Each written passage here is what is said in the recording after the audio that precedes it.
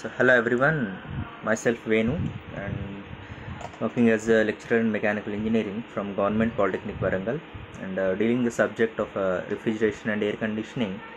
In today's our video lesson, our topic deals on applications of refrigeration and working of a domestic refrigerator. So, so this is our today's topic. So hope you have seen the last video sessions dealing topic one by one, like chapter wise. So we have seen the last chapter regarding the refrigeration equipment, and in that we have seen a lot of equipments like where the vapor compression refrigeration system is working and what are the components involved in that. Main components we have seen, and subtypes regarding in that we have seen. So like a compressor, condenser, expansion valve, evaporator. So in the lot of subtypes we have seen, and some line diagrams we have observed in that, and seen regarding how the majorly they are working. Mostly we are concerned on the working principle and subtypes of different main components we are seeing. In continuation, we will move into the next the same topic of applications we will see regarding the refrigeration. In that we will see one application, that is a domestic refrigerator. Just so here, recalling the previous topic, that we have seen the various devices used in refrigeration system, and moving on to the next objectives in this today's video session. So after completion of this session, so you would be able to know or understood what are the applications of refrigeration. It means already we know that what is the refrigeration. So what are the cold it means the refrigeration effect, or some the cooling effect giving equipments. So what are those equipments we can see in our daily life? So that can be taken as applications of refrigeration. So we'll see them, and next we mostly concentrate on the domestic refrigerators. What are the refrigerator we are using in the in households, in domestic purposes, the refrigerators what you are using. So the components involved in that, and how the working principle is taking place in that. So what is the and what system it is working, and we'll see how the process is happening in that, how the cooling effect is getting in that. We'll see in the domestic refrigerator. So before that, see just go through some points here. It means when you see, just like here, from known to unknown, like do you have refrigerator at your home? So just some basic questions regarding just nowadays in every household, about 70% of household you can see refrigerators are using. I hope that, right? And next, known to unknown is that what is the use of a refrigerator at your home? This is also a basic question. So most of you can answer regarding this question. What is the use, right? So I think you have your own answers. So like that. Next, name different areas where the refrigerator to be in use. It means you can, I think you have seen a number of very very vast area, very vast areas you can see these refrigerator uses. Okay, you can name some of them where the refrigerator can be used, like that. Okay. And next, no question is, the before invention of the equipment like refrigerator, what is the equipment used for cooling water and other material? If you have seen the basic fundamentals of refrigeration classes of my video classes, hope you can answer this very easily. We have seen a different uh, before this artificial refrigeration, how the natural refrigeration was done. So we have seen in the first chapters or the first video classes, if you observe. So you can answer that very easily if you know this. So if you can question all these things, and you will get some question also, how it is getting cooling effect in that. just a refrigerator is there. When you switch on that, so it is getting the cooling effect. Inside that, it is getting cooling. At every, you are not charging, you are not providing anything inside the system. Just it is getting, you are switching on the system, then it is getting the cooling effect at every time. Okay, so how it is possible, right? And most of the people don't know how that cooling effect is getting in that. So as a engineer person, so you have to know all those working principle regarding that. What are the components involved in that, what is the principle behind that, and what are the changes has made from invention of that refrigerator to the now the upcoming refrigerators. So what are the modifications they have made. So all the things can be, has to be focused as an engineer. So now, as a today's part, what you have to do, just you have to look at how it is getting working, what are the components involved in that, and how effectively it can be work, and what are the components additionally we have to use for a domestic refrigerator. So all the things can be learned in this today's video session. Okay, just so here, uh, coming to applications of refrigeration, just a question again. Can you name some applications of refrigeration for reducing temperature? You know, the basic and primary thing in that refrigeration, what it is doing in the refrigeration, it is reducing the temperature. It means the controlling factor in this refrigeration is temperature. Simply you can tell temperature can be controlled in this. Just most of the application, most of the refrigeration, so reducing the temperature.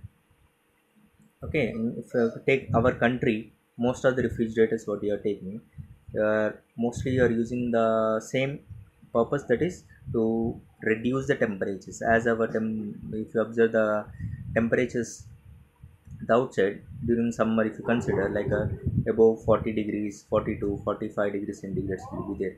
So there is a need for to reduce the temperatures, you have to preserve the food, and you have to for commercial applications like manufacturing of ice. Okay, so for this, what are the applications can be used?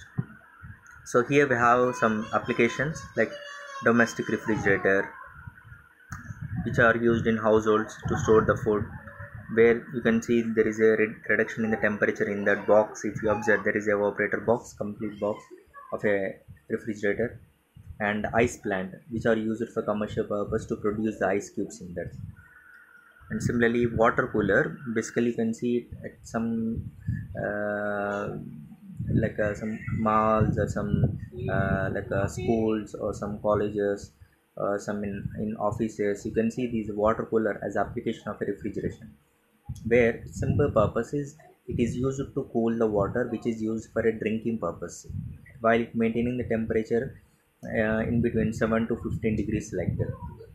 Okay, so so if you know that water cooler, a thermostat is used inside that, where the temperature control can be maintained above 7 degrees or above 10 degrees centigrade, where it is used for drinking purpose. Right. And next is the cold storage. There is a cold storage plants or there, where storing a larger varieties of foods, larger varieties of foods, depending on the availability at that particular place. That particular food can be stored in these cold storages for a storing for longer time. Lot of commercial people, those who have want to preserve the food, they will employ this cold storage, or they will store in this cold storage, and their products can be sold after some time. So till that time, the cold storage is used for storing the food or preserving the food, where that at the low temperatures it can be stored for longer time and compared to the normal room temperatures. So these are the few applications you can see, like domestic refrigerator, ice plant, water cooler, cold storage, dry ice plant also. If you hope seen previous video lessons, you know what is a dry ice. It is a solid carbon dioxide, where it sublimation process will take place. It means the direct conversion of a solid to vapor. So intermediate stage of conversion cannot be seen. It means it cannot be it will not be converted to liquid. The direct if it exposed to the atmospheric pressure, sublimation it will start at minus 78.6 degrees centigrade. It will convert from, when it placed at outside atmospheric pressure, atmospheric temperature, it will convert to from directly from solid to the vapor form. That is a dry ice, a solid carbon dioxide plant. Okay, so these are the few applications of a refrigeration equipment. Next we will start regarding this domestic refrigerator. We will see all the function of a domestic refrigerator. And okay, so this is just we see where this domestic refrigerator is used, like commonly used in like hotels. As already explained that hotels it can be used, offices it can be used, some lot of shops can be used, or in households, in homes you are using most of them the domestic refrigerator. So here is a one diagram for just a pic for you, where you can see a simple domestic refrigerator, a double door refrigerator you can see here, where you can see all the products are stored inside that. What is the reason why you are storing the food inside that? Why? Because it is giving the food can be stored for longer time if its temperature is less. It means if it placed at a higher temperatures, whatever the food whatever the bacteria is there, it will grow very faster rate when compared with the low temperatures. If it placed at higher temperatures, bacteria will grow very faster rate, whereas if the same food is placed inside the refrigerator, the bacteria growth is very less compared to the food which is placed at the outside. So that is the reason why the products are placed inside the refrigerator, storing or preserving the food for longer time. And some of the products are it will get some tastier when it placed in a refrigerator, or some products has to get cooled, then only it will get its nature, its flavor when it gets cooled, like some cool drinks or some whatever the like soft drinks. If you place in the lesser temperatures, then it will be tastier under the lesser temperature. So the can be used or those can be placed in the domestic refrigerator, right?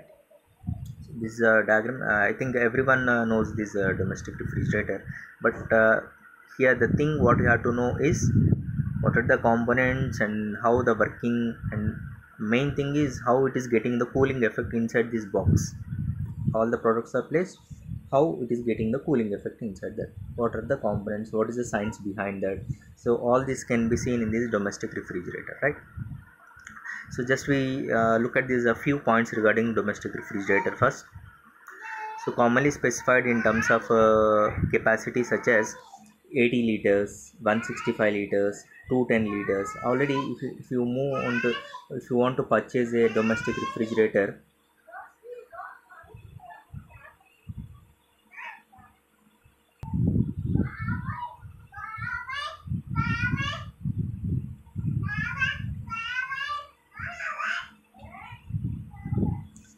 so here these are the few capacity.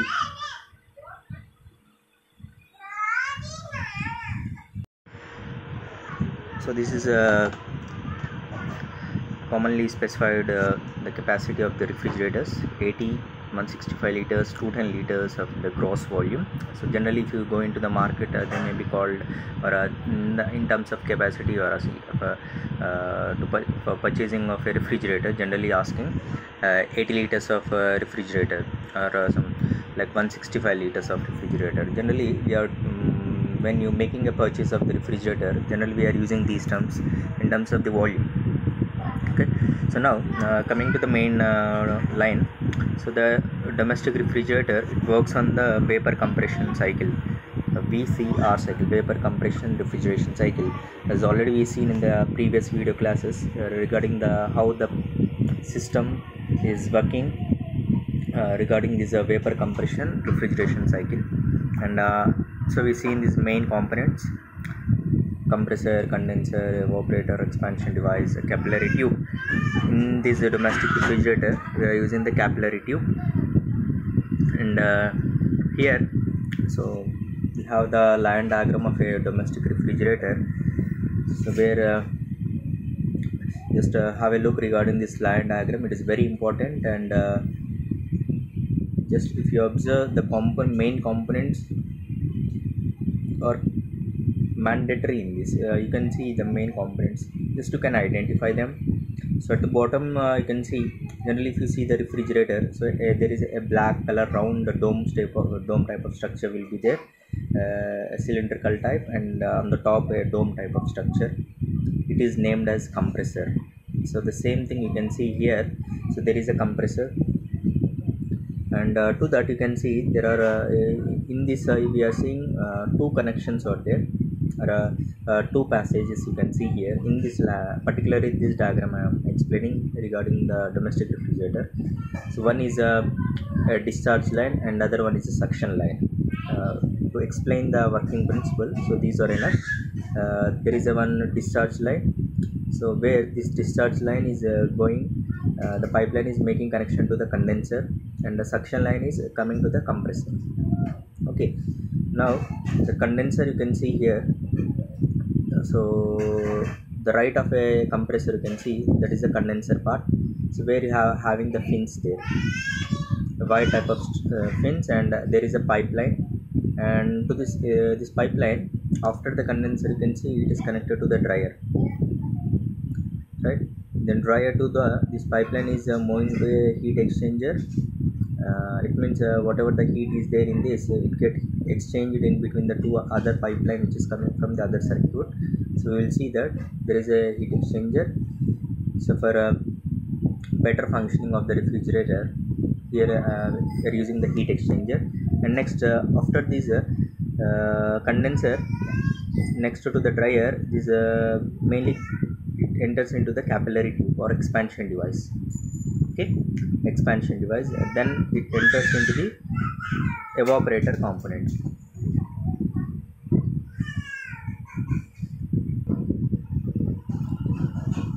Okay, next to the capillary tube, it is connected to the evaporator. So there is a at the top you can see there is a box or shell type of structure will be there, box type. In that we can see the pipelines at the back side of that in which the refrigerant is flowing. And next to the evaporator there is an accumulator. I will tell what is the importance of that accumulator. Then next to the accumulator, again the pipeline is through another circuit. You can see here it is passing through the heat exchanger. So heat exchange will take place between the two other circuits. One is after the condenser, you know that a high temperature line is there this side, and after the evaporator this is having the low temperature line. So this low temperature line is entering into the compressor, where that vapor refrigerant is entering into the compressor. So high and low temperature heat exchanges will take place in the heat exchanger. So you can take this diagram for a domestic refrigerator. Okay, and next we will move on to the explanation regarding the component wise and the working principle regarding that. Okay. So first you know about the compressor, as earlier discussed in a video sessions regarding the compressors, different types of compressors. Mostly if you observe, a lot of compressors are now hermetically sealed rotary type of compressors. Why hermetically means it's a completely sealed unit. All the electrical equipment or electrical components and all the mechanical components which are present completely in a one unit or one housing, then it can be named as a hermetically sealed compressor. So this can be used. So it may be placed on the back side of the cabinet base. Okay. It will be placed on the back side of the cabinet base, and you can see the refrigerator. If you have the refrigerator, you can see at the back side there is a black color of a structure, cylindrical type, and at the top you can see a dome. And here this is the main thing. So what is the heat carrying medium used in this system, which is responsible to change its property at a different pressure and different temperature conditions, and how it is giving the cooling effect there.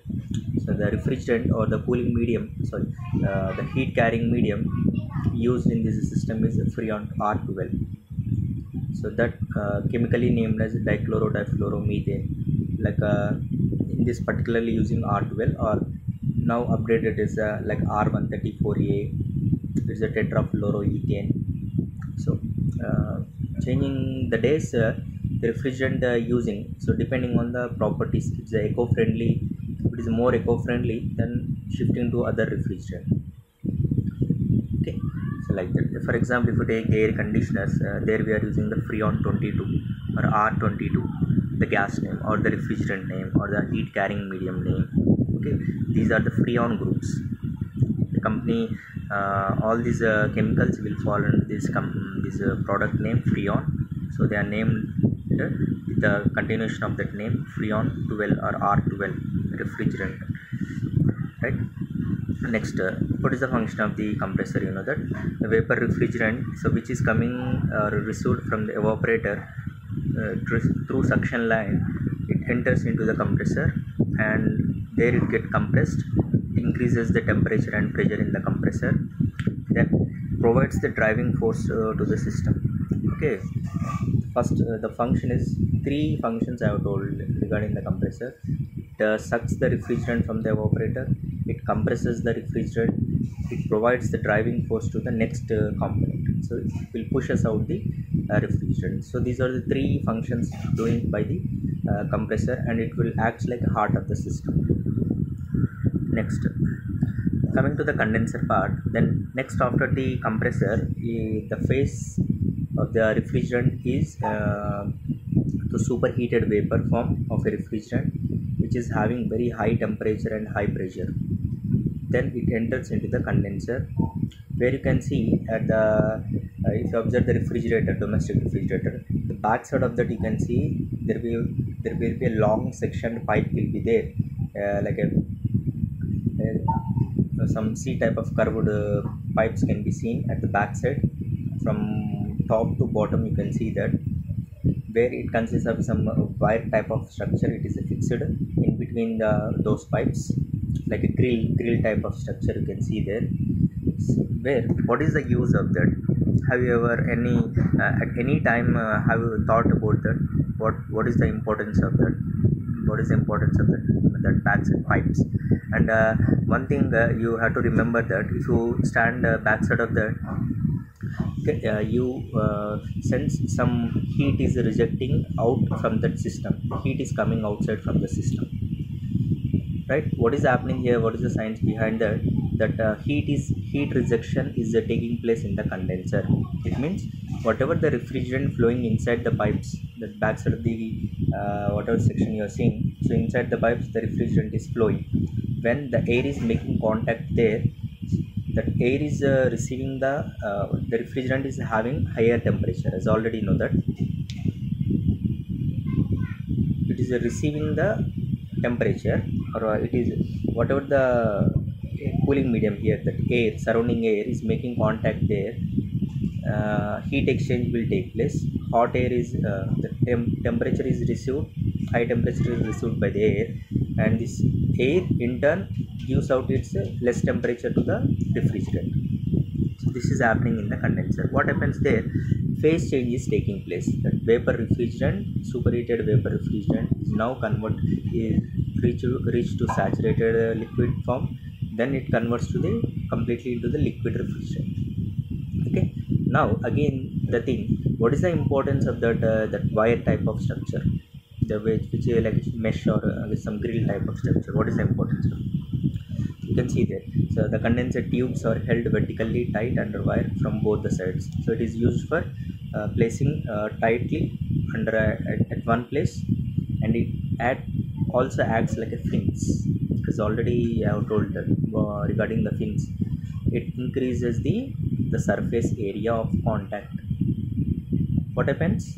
More the heat transfer will take place if you increase the surface area. So that is the thing is happening in the condenser.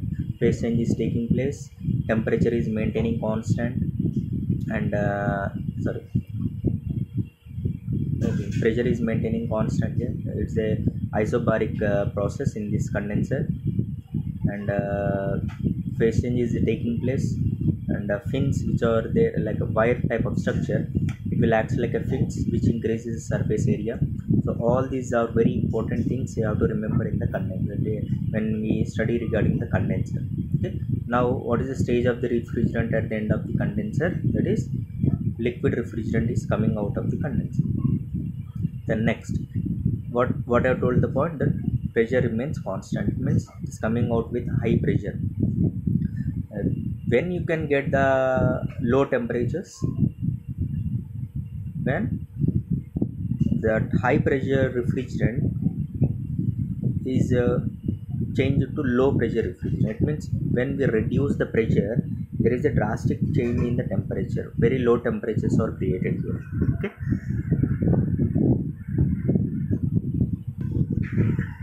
right. So this is regarding the domestic refrigerator condenser, and few more points as already discussed. You can read that sentence. So wire acts as fins to increase the heat transfer rate, condense the vapor refrigerant by air circulation, natural circulation here. And if you have observed clearly, we are not using any fan at back side of the condenser. No forced circulation of air is taking place, only natural circulation, right? And it reduces the cost of the system, like we are not using any small electric motor, no need of any fan blades, all the cost can be reduced in this. Okay, now the vapor refrigerant converted to liquid state by losing its latent heat. Okay, so this is regarding the condenser. Next, that condensed refrigerant gets accumulated in a receiver. So there may be other part will also be there before the dryer. All the liquid refrigerant will get accumulated in a it may get stored in a the receiver part. Okay, then next to the receiver, it enters into the capillary tube through dryer component. As already explained, we have seen a theory class regarding the dryer. Special topic I have taken regarding the dryer. What is the dryer? Types of dryers. Okay, so very simple. Just in one line you can complete it. So it removes the moisture which is present in the liquid line. Liquid line in the sense, after the condenser, liquid refrigerant is coming out. If any minute quantity of moisture is present in the refrigerant, that it may get choked in the capillary tube. Why? Because we already know that capillary tube is having very small diameter, and at the exit of the capillary tube, very low temperatures are created. What happens? There is a chance to form a ice if some moisture is present. So must and should that moisture has to remove before it entry into the capillary tube. So now in the dryer we are placing some desiccant material like silica gel, alumina gel, where it readily absorbs the moisture which is coming through the liquid line. That is the use of the dryer component. Next, next we go regarding this capillary tube. So capillary tube is a one type of expansion device.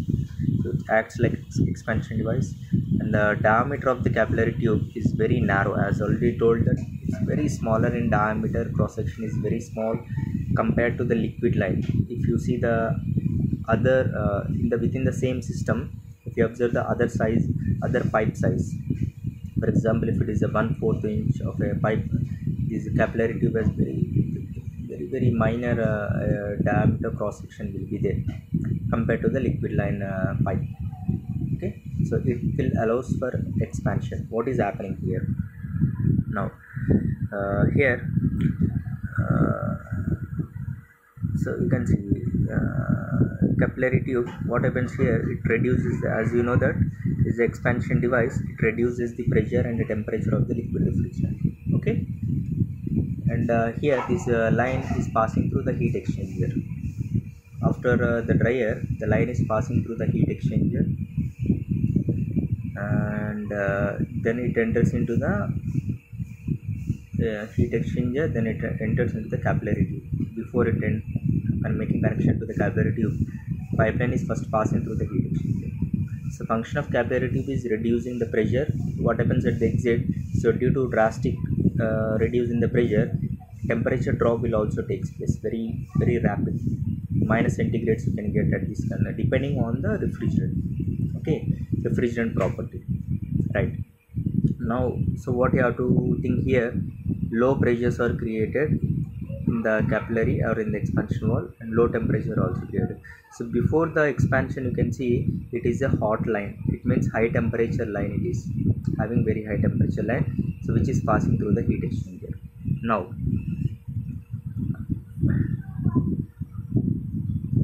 we will study regarding the evaporator. So where it is placed, next to the evaporator, it is connected to a evaporator, so which you can see on the top side of the you can see if you open the cabin or open the refrigerator, you can see the inside cabin will be there, a complete portion you can take it as a just like it is a complete evaporator box.